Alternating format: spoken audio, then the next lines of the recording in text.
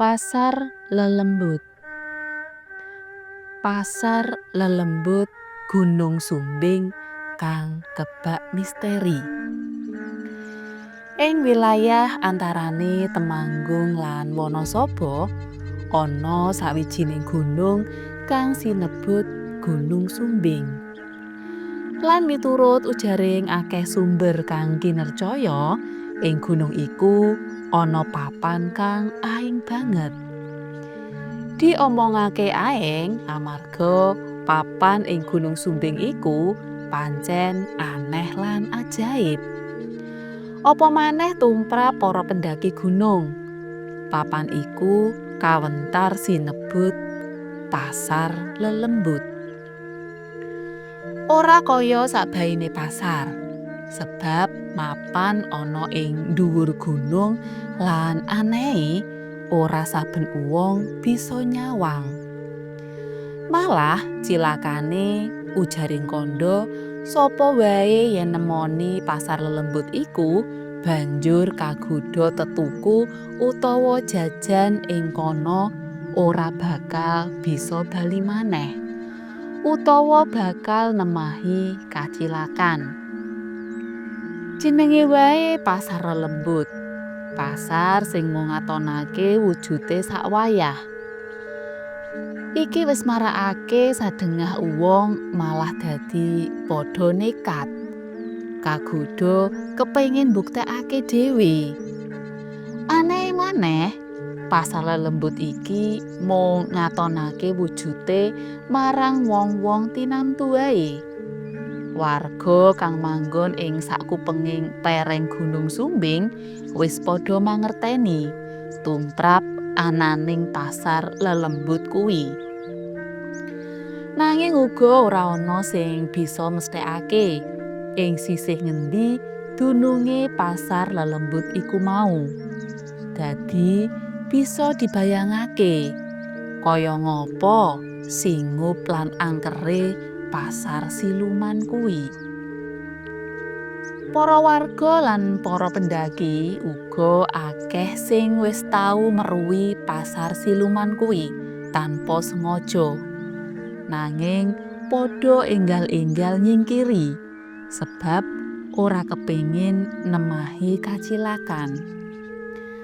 Miturut ujaring kacarita, ana pawongan arane Karto.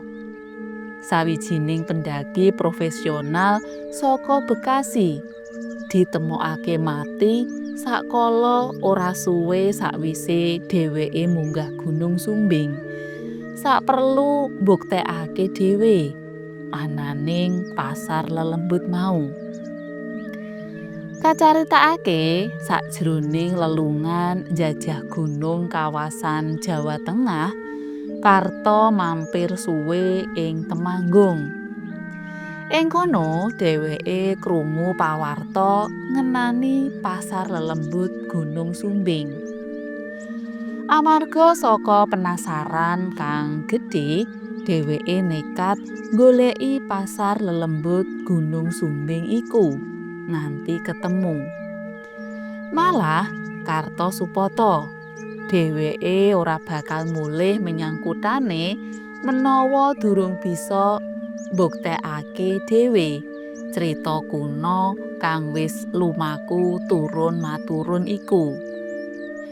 Sawise sawetara suwe, apa kang dadi angen-angene kuwi wusana kelakon. Ing sawijining dina, ing wayah bengi sak tengahing pendakian Gunung Sumbing, Karto kasil meruhi dhewe pasar lelembut iku saka jarak udakara 100 meteran.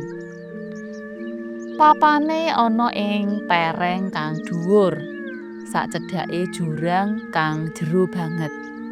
Muncul sak dhuwure padas gundul, katon kinemulan kabut kang kandel.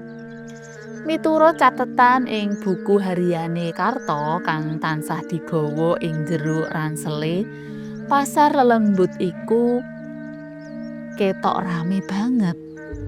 Ing panyawange Karto, pasar kuwi ora beda kaya pasar adate. mung papan ing panggonan sing ora tinemu nalar. Uga macarakake aura mistis sing ngemu wewadi. Ing kono sawernaning dagangan padha digelar lan uga bakule rupane ayu-ayu nengsemake. Malah sajak ana sing ngamatake saka kadohan banjur mesem marang dheweke.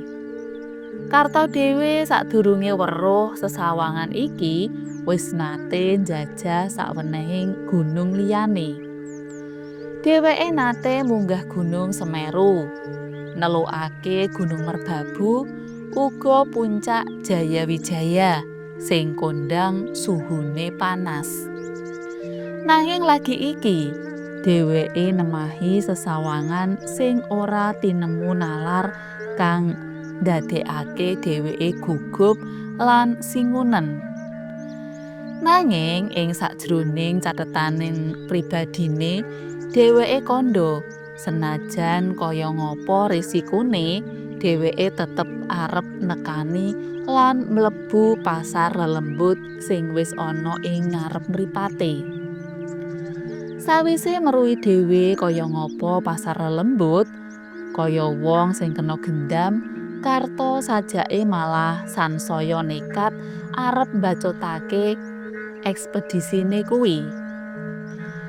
Ing pengangen-angene sakbaline saka kono dheweke mesti dadi wong sing kondhang misuwur merga wis tau jajah pasar lelembut Gunung Sumbing. Nanging dheweke wis lali marang pepiling kanca-kancane lan penduduk kono ngenani supata saka pasar lelembut iku. Pungkasane malah kaya ngono kedadiane, kaya sing wis diceritakake nang ngarep. Sakwise Karta mendaki, esuke sawijining pendaki dikabarake ilang tanpa tilas.